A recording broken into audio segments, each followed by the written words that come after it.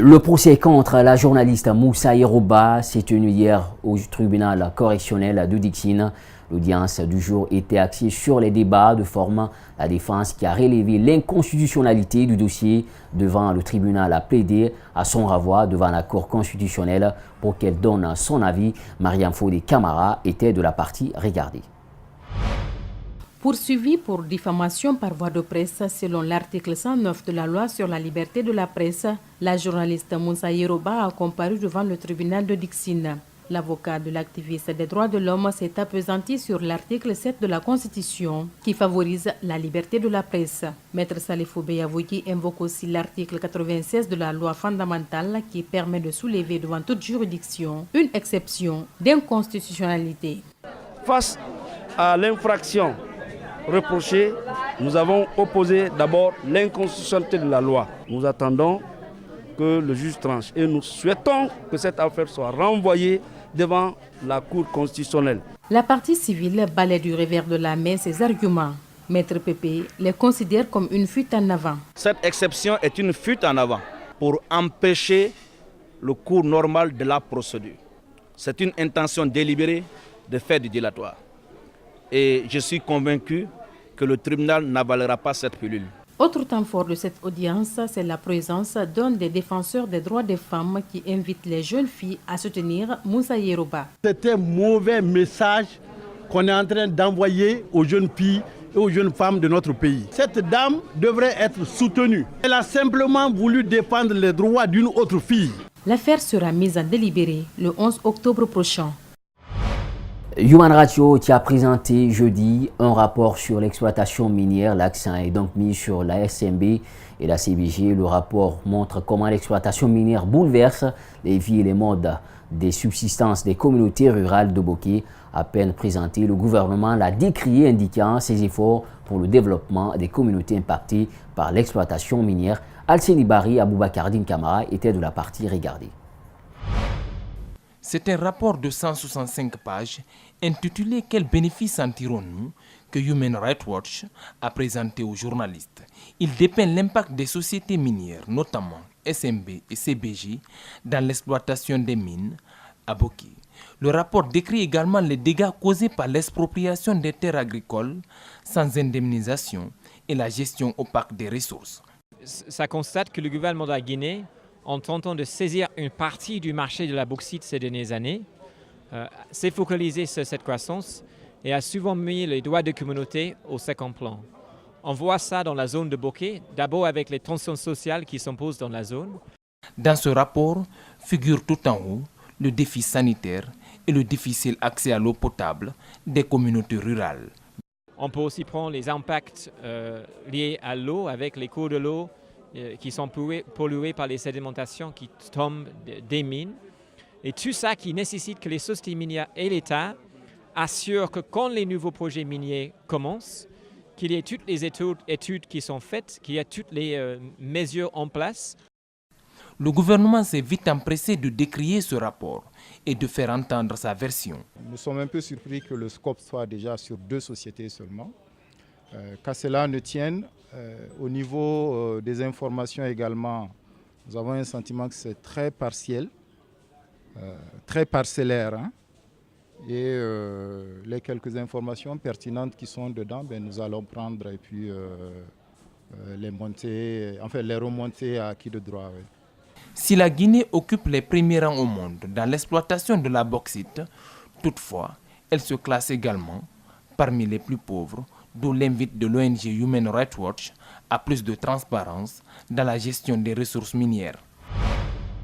Et oui, Primus Hôtel Kaloum a été inauguré jeudi à Conakry en présence du chef de l'État et de nombreux ministres. C'est un hôtel à 5 étoiles qui répond à tous les critères internationaux. Sa construction a coûté plus de 100 millions de dollars américains, entièrement financé par les Chinois.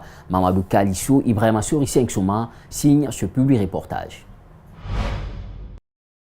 Primus Hôtel Kaloum est un 5 étoiles composé de 265 chambres et suites, 38 appartements, 4 salles de réunion, une salle de banquet avec accès Wi-Fi haut débit.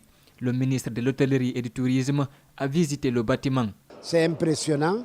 On a une suite ici de 240 mètres carrés, je dis bien 240 mètres carrés, où il y a non seulement la chambre principale, une suite présidentielle évidemment, avec sa salle de bain avec nos jacuzzi, il y a une salle de gym, il y a une deuxième chambre pour enfants, il y a une chambre pour l'aide de camp, et puis des salles de commodité, et il y a même tout ce qu'il faut comme dans une villa. L'hôtel compte aussi 3 restaurants, menus africains, européens et asiatiques y sont proposés, comme l'explique son responsable. Nous avons du riz bouilli aussi, de local. Nous avons des pâtes, des spaghettis pour nos amis asiatiques. Nous avons également de la viande. Nous cuisinons tout ceci, compris dans le breakfast. Ses clients viennent juste de grignoter un mets. Il est satisfait. Le menu il est très délicieux. Il est très bon. La réalisation de cet hôtel 5 étoiles est un atout majeur dans le développement de l'hôtellerie et du tourisme en Guinée. Désormais, Conakry n'a rien à envier aux capitales de la sous-région en matière d'hébergement. Ça fait beau d'avoir dans notre pays ce genre d'hôtel. Un hôtel très beau, confortable et vraiment qui répond aux normes internationales. On peut se sentir en France ici, on peut se sentir aux États-Unis. C'est-à-dire le Guinéen n'a plus honte d'inviter les gens chez lui. Le Guinéen il est maintenant fier d'inviter les gens chez lui. Quand les touristes viennent en Guinée, ils savent qu'ils peuvent être très bien logés. « 72, c'est le nombre de jours que les magistrats maliens ont fait sans travail et réclament la sécurité des juges et la relecture de la grille salariale malgré les appels des populations. Ils n'entendent pas arrêter l'action en si bon chemin. Le président du syndicat autonome de la magistrature, Aliou Badra Namasaki, réaffirme la volonté des magistrats aller jusqu'au bout pour la satisfaction des doléances et invite les syndicalistes à l'union sacrée. Il est au micro de Brahima Sogoba depuis Bamako. Et cela fait à peu près 72 jours que nous sommes en grève illimitée. Et nous sommes prêts à poursuivre ce mouvement tant que nos revendications ne seront pas satisfaites. Parce que nous estimons que légitimement le gouvernement s'est engagé avec nous et nous sommes dans nos droits. Nous attendons légitimement que le gouvernement honore cet engagement. On n'est pas divisé du tout. Et celui qui est apparu à la chaîne nationale Cheikh Chérif Kouné était le président du syndicat autonome de la magistrature. Et moi qui vous parle, j'étais le vice-président. Au sortir de la grève de 2017, il a trahi le mouvement et à la faveur d'un congrès extraordinaire organisé le 17 février 2017, il a été éjecté du comité directeur. Vous constatez que nous sommes là en parfaite harmonie avec notre partenaire syndical qui est le Silima. Le président Adi Macky Sall est à côté de moi et rien ne sera nous dévier de nos objectifs. Le SAM est un et indivisible. Enfin, à Paris, des opposants congolais craignent pour leur vie. Passage à tabac, menaces téléphoniques, harcèlement des familles restées au pays. À Paris, des opposants déclarés au régime de Brazzaville vivent dans la crainte permanente de représailles aiguisées par la révélation d'un projet d'assassinat contre l'un des opposants. C'est un élément signé AFP. Des opposants tabassés, la tête d'un ancien général mis à prix, des agents secrets retraités au rôle trouble, la vie de la diaspora congolaise en France a des airs de roman d'espionnage.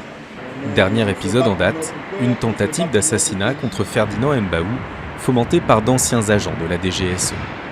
Aujourd'hui réfugié en France, ce général est devenu un farouche opposant au président congolais Denis Sassou Nguesso depuis son retour au pouvoir en 1997.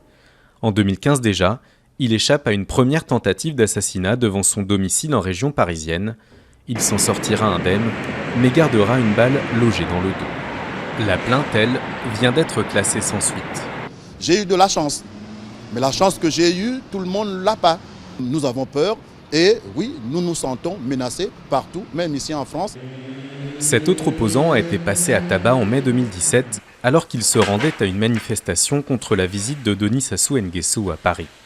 Il se fait frapper par un partisan du régime encouragé par des membres de la garde présidentielle qui filment la scène et postent la vidéo sur Internet.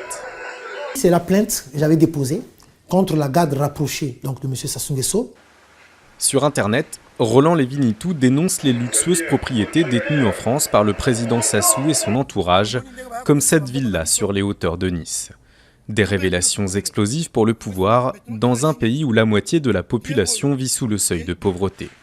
Pour l'activiste, la France ne protège pas assez la diaspora congolaise. On ne peut pas accepter que la violence, que Sassou Nguesso nous apporte la violence, qu'il ramène la violence ici en France. C'est inadmissible. Que moi, je me fasse agresser en plein jour, en plein Paris. On arrête ces gars de rapprocher et jusqu'à présent, ma plainte n'avance pas. Et ça montre qu'il y a un problème. Des dossiers qui traînent, rien d'étonnant pour ce spécialiste de l'Afrique. Paris ne voudrait surtout pas froisser son allié historique Sassou Nguesso. Il connaît tous les dossiers sans doute les plus secrets de la France en Afrique sur une longue période, en particulier celle de la guerre froide. Mais il a rendu énormément de services à la France.